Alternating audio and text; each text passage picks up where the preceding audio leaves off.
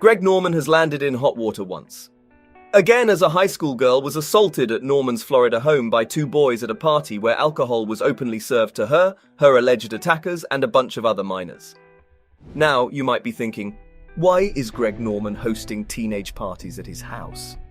Well, these allegations against Norman aren't a great sign for the legendary golfer. Stick around and watch as we clear the recent controversies surrounding Greg Norman. In case you're wondering, was Greg Norman hosting teenage parties at his Florida home? Well, it was his teenage daughter who hosted the pool party.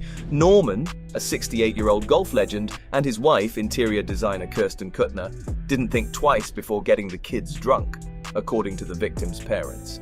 The victim and her parents claim that Kuttner served her drinks right before the other guests arrived, and went on to serve everyone else throughout the party. At one point, some of them couldn't even stand on their own and were just stumbling around the party. If that wasn't enough, the assault was the last nail in the coffin. Now, this isn't a very recent incident. The lawsuit was filed back in March 2023. It's all about how Norman and Kuttner weren't behaving like responsible adults to make sure all the kids at the party were safe and sober. The lawsuit is seeking a settlement for pain, suffering, and loss of enjoyment. To top it off, Norman leads the controversial Saudi-backed LIV Golf Tour. After a shocking announcement, it's revealed that they're joining forces with the bitter rival, the PGA Tour. So it's safe to say he's got a lot to deal with right now. And it's a shame considering that he's one of the biggest golf legends, having won 20 PGA tournaments, topped with 71 wins internationally, and another 2 wins of the British Open. Let's not forget he's had a successful business career, whether that's golf or real estate. That's exactly why his net worth came up to $400 million. But now, with the lawsuit and everything, I'm not sure how long that's going to last. On top of that, no one's giving any updates either. Whether that's the victim's family, the attorneys, or even Norman himself.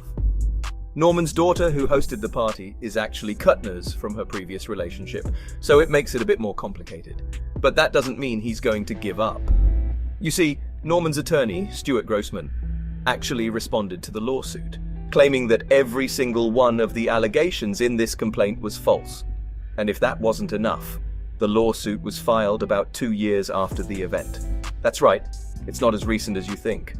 And now, they're slapped with at least a $50,000 negligence charge, which in hindsight probably won't even affect him one bit. Now the controversy is terrible for his reputation right now, topped with the merger. So a disturbing assault lawsuit is the last thing he needs right now.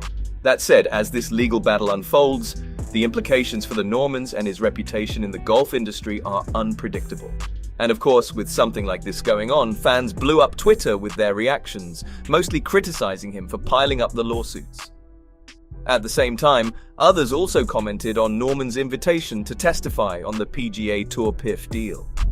Some even claimed that he wasn't even part of the negotiations and wouldn't have much to add. And if all of that wasn't enough, Norman's also got himself involved in a dispute with Jack Nicklaus over LIV Golf, and fans can't stop talking about it.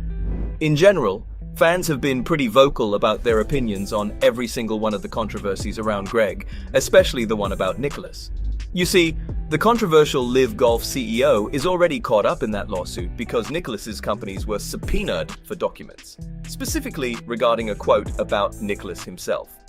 I'm talking about the comments that showed up in a June 5, 2022 article in the Washington Post titled "The Shark is on the Attack Again."